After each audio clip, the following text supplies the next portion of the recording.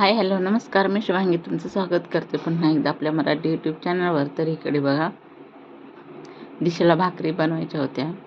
खूप दिवस झालं बोलत होती मी शेवटची भाकरी बनवते. पण मग ती म्हटली आज की नाही मी बनवणारच. मग म्हटलं ठीक आहे बनव. तर तिला म्हटलं आधी छोट्या छोट्या भाकरी बनव म्हणजे तुला येईल, एकदम मोठ्या बनवू नकोस. तर तिला जमल्या, फायनली तिला भाकरी यायला लागल्या. पण रोज आता तिचा अभ्यास असल्यामुळे तर तिला मी रोज सांगू शकत नाही. पण तिची इच्छा होती मला भाकऱ्या बनवायच्या आहेत, तर मग ठीक आहे. तर तिला मी भाकऱ्या बनवायला सांगितल्या. तर इथं तिने छान अशा छोट्या छोट्या 5-7 भाकरी बनवल्या होत्या आणि एक मोठी भाकरी ट्राय करत होती बनवायची, पण ती मध्ये चिकटून बसली. तर इकडे तिने छान अशा छोट्या छोट्या भाकरी आहेत, तर त्या बनवलेल्या आहेत. थोड्याशा कडक झालेल्या आहेत, काही मऊ झाले आहेत, तर काही थोडे कुठे करपलेले आहेत. तर मी म्हटलं ठीक आहे, ओके चालेल. तर इकडे तिला मोठी भाकरी बनवायची आहे. तर ती शेवटची भाकरी आहे, ती ट्राय करते मोठी बनवायला, पण ती शेवटी चिकटून बसली.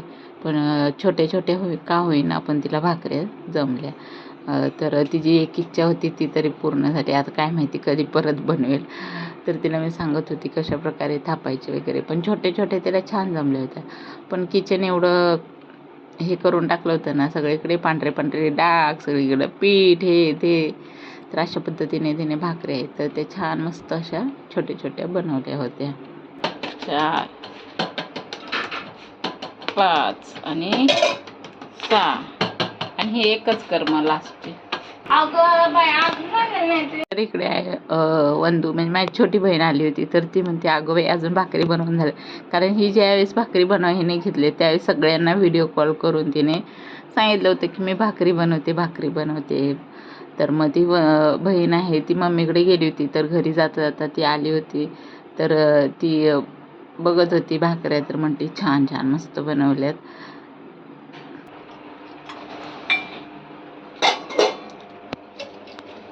तिला छोटी करते यासाठी मग थांब मी टाकते. दिशा थांब, पकड. चल इकडे भाकरी चल बाय. ही मधून जाड झाले मध्ये चिकटले. दिशा खुरखुर झाली, खुरखुर भारी झाली. मध्येच त्यासाठी मध्ये का तशी झाली? तुला त्याला दाबलेस खाली. बघा माझी भाकरी कसली भारी झालीये. पहिल्यांदा बनवली बघा, कशी सॉफ्ट कडक झाली. विचार बाबा कशी झाली भाकरी? याचा बघून बोलायचं बोला पप्पा.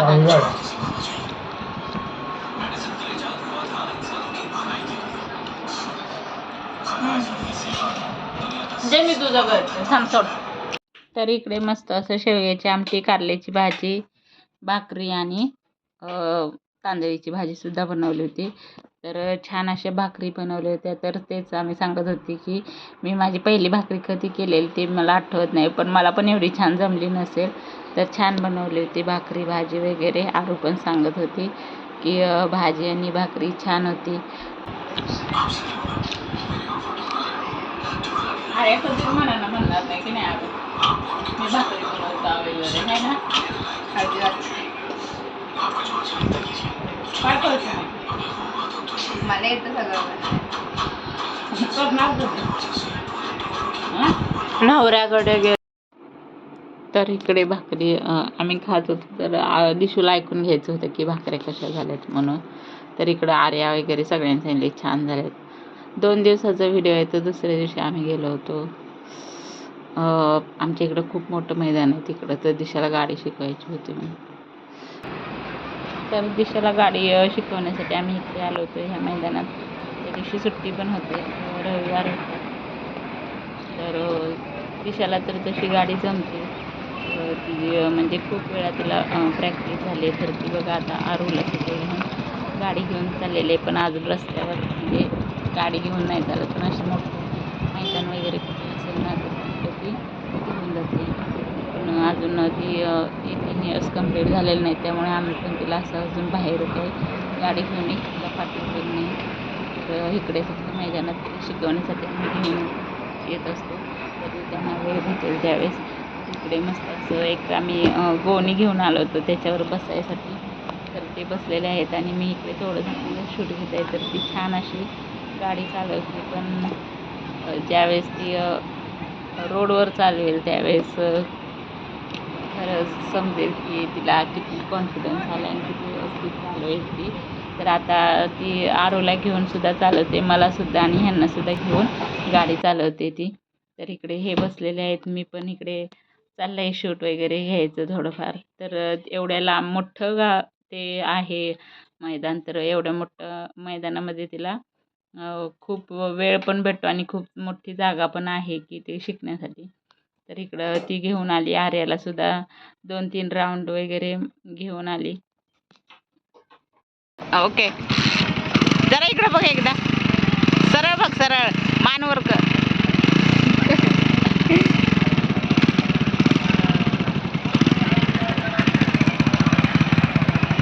जा ना अरे, तू का नाही गेली?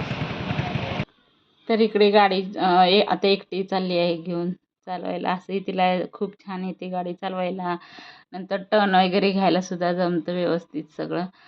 आजकालसुद्धा मुलींना सगळंच यायला पाहिजेच असं, म्हणजे मला सायकलसुद्धा चालवता येत नाही. मी एकदाच 4थीमध्ये असताना सायकल चालवले आणि त्याच्यावरून पडले. त्याच्यावर मी कधीच हातात नाही घेतली. मला तरी सायकलही चालवता येत नाही, काहीच नाही. पण माझं असं मत होतं की ह्या दोघींना 4 व्हीलर 2 व्हीलर सगळंच चालवता यावं.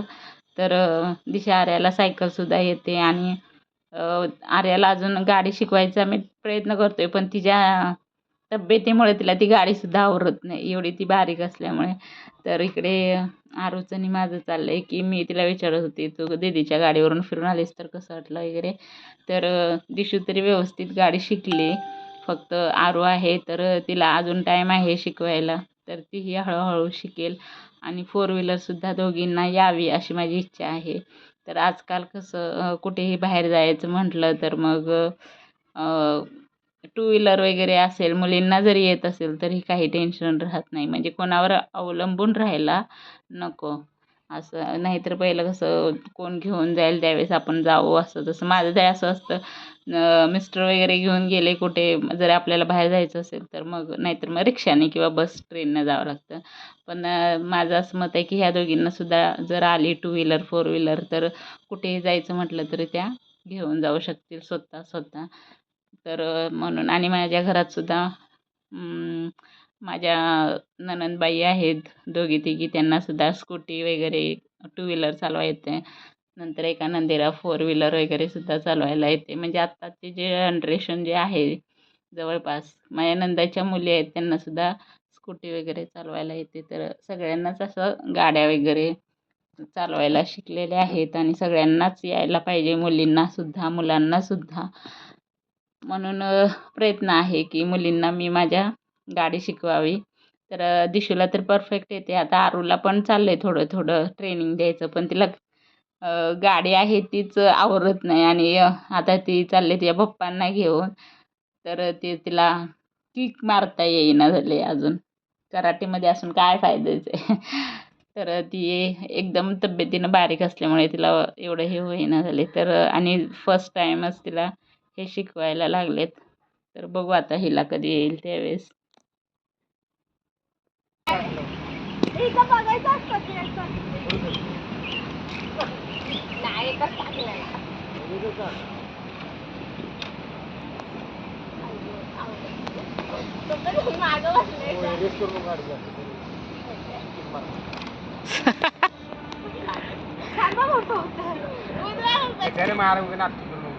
तुला काही गाडीची किक साधी मारता येणार? मग पप्पांच्या वजनाचं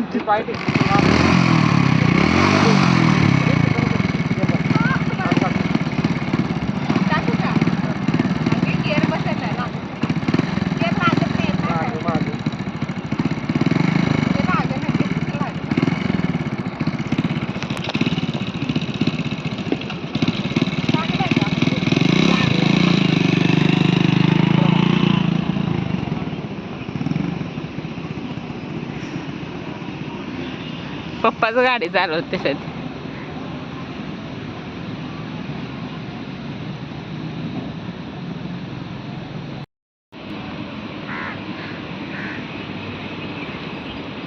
इथे का चालवायला घालशील माझ्या अंग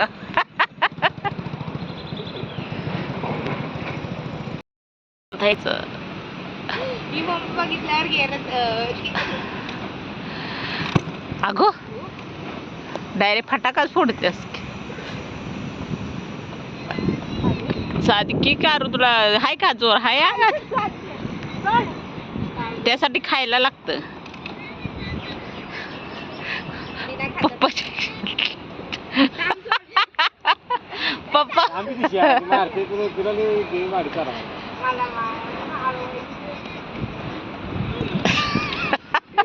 साधी किक बसणं झाल्यावर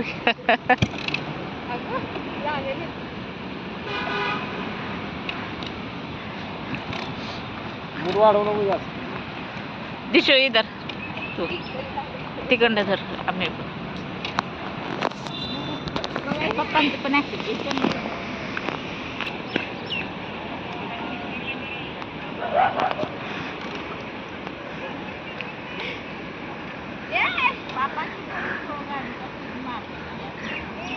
तो ये पापा की परी है जिसको किक ही नहीं हो रही है, देखो किक नहीं हो रहा।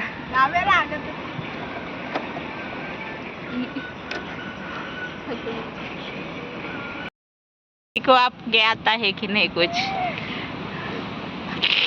तिला साधी किक मारता येणार किती वेळ झाला 5 मिनिटं झाले इथंच आहे पप्पा सदमे में है की क्या करे लड़की को अरे इथं दिवशी पप्पांचं पण की पप्पांची ऍक्शन घे तर इथं आर्याला किक मारायला सांगितली होती गाडीला तर तिला किक बस म्हणजे मारताच येत नव्हती तर यांना पण असं वाटत होतं टेन्शन की हिला किक साधी एक मारता येईना तर पुढे कशी ती गाडी चालवणार तर त्यांनी परत आणि तिला किक मारून गाडी चालवायला म्हणजे शिकवायला घेतली तर तिला स्वतः किक मारून गाडी स्टार्ट करायला पण चालवायचं म्हणजे तिला चालवता यावी असं त्यांना वाटत होतं नंतर ते स्टार्ट गिअर वगैरे काय काय असतं ते तिला शिकवत होते तर शेवटी त्यांनीच परत आणि स्टार्ट करून तिला चालवायला गाडी शिकवली तिला त्यांचं म्हणजे ओझं सुद्धा ह्याच्यावर गाडीवरचं आवरतच नव्हतं तर त्यांनी सांगितलं कशा प्रकारे गिअर टाकायचं वगैरे नंतर त्यांनी स्टार्ट करून तिला घेऊन गेले एक राऊंड मारायला तर आता इकडे दिशा आहे तर ती मला घेऊन चाललेली आहे ती खूप मागे लागलेली चल चल म्हणून मी नाहीच म्हणत होती कारण मला खूप भीती वाटत होती की म्हणजे माझ्या तर स्वतःच्यात एवढा कॉन्फिडन्स नव्हता की हे व्यवस्थित मला घेऊन जाईल की नाही ती म्हणून मी नको म्हणत होती पण ती म्हणली चल चल म्हणून मग हे म्हटले जा एक राऊंड मार घेऊन ये जा म्हणून मी बसले परत आणि आता तिला मी ज्यावेळेस गाडीवरून तिच्या गेली त्यावेळेस तिने स्टार्ट तर व्यवस्थित केली व्यवस्थित म्हणजे राऊंडसुद्धा मारून आणला पण जोपर्यंत मी तिच्या गाडीवर होते तोपर्यंत माझं असं होतं थांब थांब बाद झालं मला इथंपर्यंतच सोड मला इथंच उतरव वगैरे पण ती काय ऐकत नव्हती पण तिनं व्यवस्थित मला गाडीवरून आणली